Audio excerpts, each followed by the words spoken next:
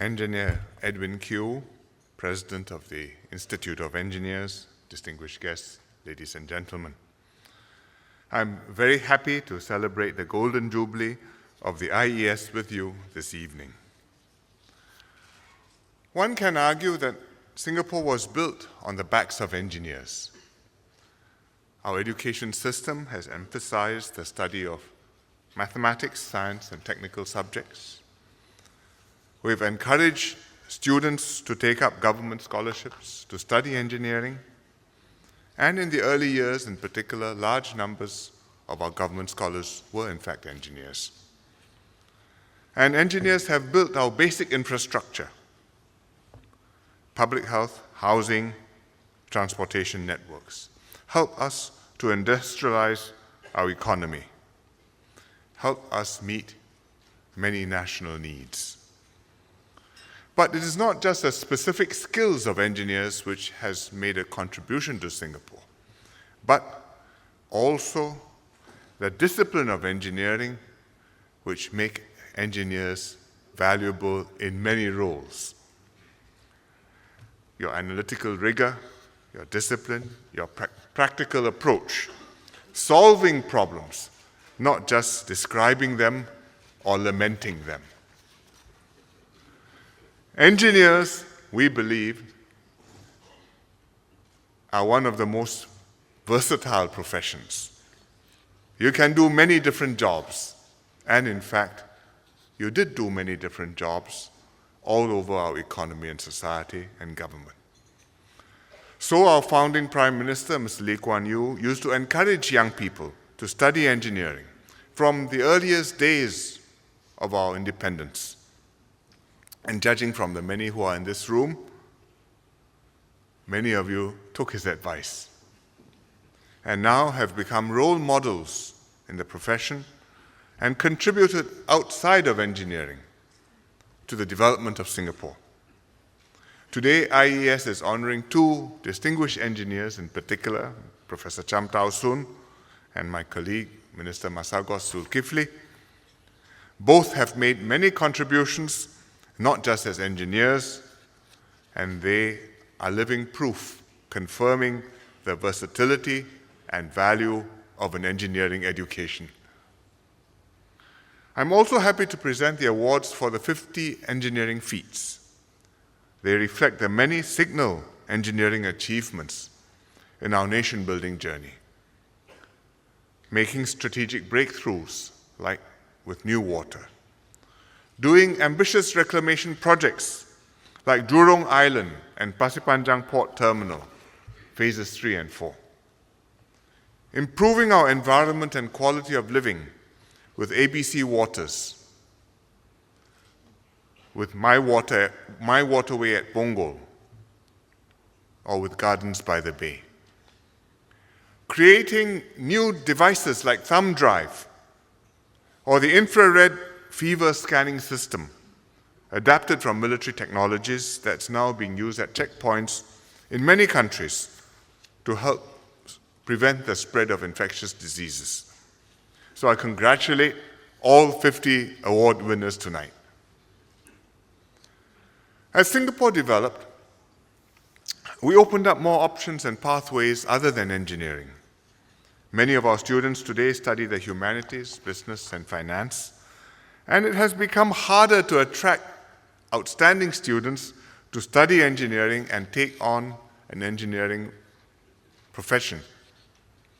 But we are doing our best to get people to come into engineering because it remains important to Singapore, whether it's upgrading infrastructure to adapt to an aging population, or developing new solutions to overcome resource constraints, or realizing our vision of a smart nation.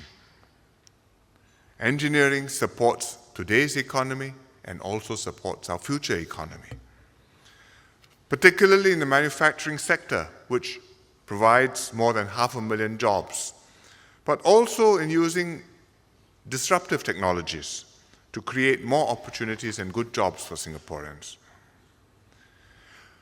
But just as our economy has developed and become more sophisticated, so too has the practice of engineering, and we have to stay abreast of these changes. Traditionally, there were 3 or maybe 4 main fields of engineering: civil, electrical, mechanical, chemical. Now there are many subdisciplines and specialist fields: aerospace engineering, biochemical engineering, pharmaceuticals, mechatronics. And innovation often comes from cross-disciplinary ideas. So if you're talking about user experience design, you need both engineering and design knowledge to improve the usability of the product. And you need engineers to also interact with non-engineers, business people, creative design people, artists, in order to come up with solutions which solve human needs. We've made much progress with engineering, but we still have a long way to go. When it comes to building deep-sea drilling platforms, we have world-class capabilities. When it comes to reprocessing water, making new water, we are reasonably close to the leading edge. But in many other fields of engineering, even where we have developed competence, we are not at the cutting edge. For example, in industrial and precision engineering, the German SMEs, the Mittelstand, they are the world leaders, and their students and apprentices are amongst the most highly skilled in the world. In computer engineering, we have a very computer-literate society. Everybody carries one handphone or more, but the deepest expertise is elsewhere. Silicon Valley attracts the best and brightest IT talent from all over the world. And even in Asia, countries like China and India not only have larger pools of talent, but deeper capabilities, and they've created IT firms that are world leaders, like Baidu or Infosys or Huawei. So we're working hard to continue to build up our engineering talent and capabilities, and that's why we promote STEM subjects in our schools: science, technology, engineering, mathematics. And more than 50% of our secondary schools offer applied learning programs in STEM. This is also why we continue to invest in our institutions of higher learning, to produce good engineers who are relevant to the industry and to develop curriculum and programs that push the boundaries. So, for example, to meet our transport engineering needs and develop multidisciplinary thinking, the Singapore Institute of Technology offers new degree programs in sustainable infrastructure engineering and telematics. So we are building up, training people, but having produced the people, we have to give them the experience and build up capabilities in the private sector, but also in the public sector. Establishing career paths to attract and retain good engineers, assigning challenging and meaningful work to sustain their interest, setting up centers of excellence for key engineering clusters in agencies like JTC and DSTA in order to deepen expertise. We are trying to also attract back home some of our good engineers who are abroad. In February, I was in Silicon Valley and met many Singaporean engineers based there who are in the top tech companies: Facebook, Google, Dropbox. In all the firms, you find some. And they're there not just because of the pay or the environment, but because they have something exciting to do and they hope to change the world. I'm heartened that they express keen interest in what we are doing in Singapore. And some have taken up our fellowships to come back for a few months, do a specific project, and hopefully find it congenial, and I hope stay on longer than they planned.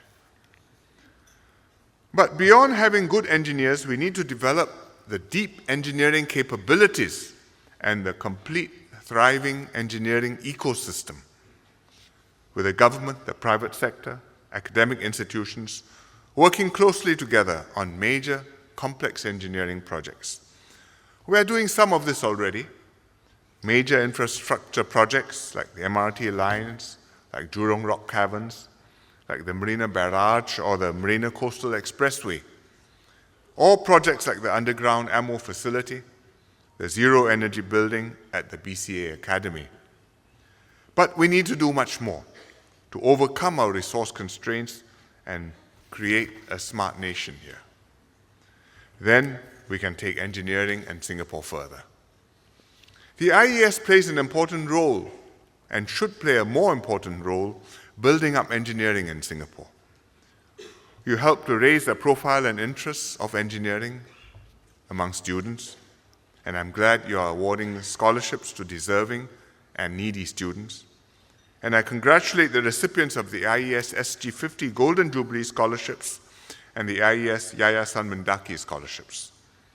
IES also raises competencies and professionalism and supports professional development and networking of engineers.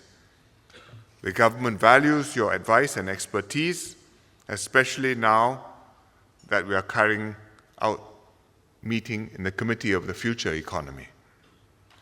Most of all, I think IES can make a contribution by making engineering cool, so that Singaporeans will come to know that in Singapore, as an engineer, you can change not only our country, but the world. So I hope IES will continue its good work, and I'm confident that in time to come, when you celebrate SG100, your successors can say that you made a significant contribution to our journey as a smart nation. So congratulations once again, and thank you very much.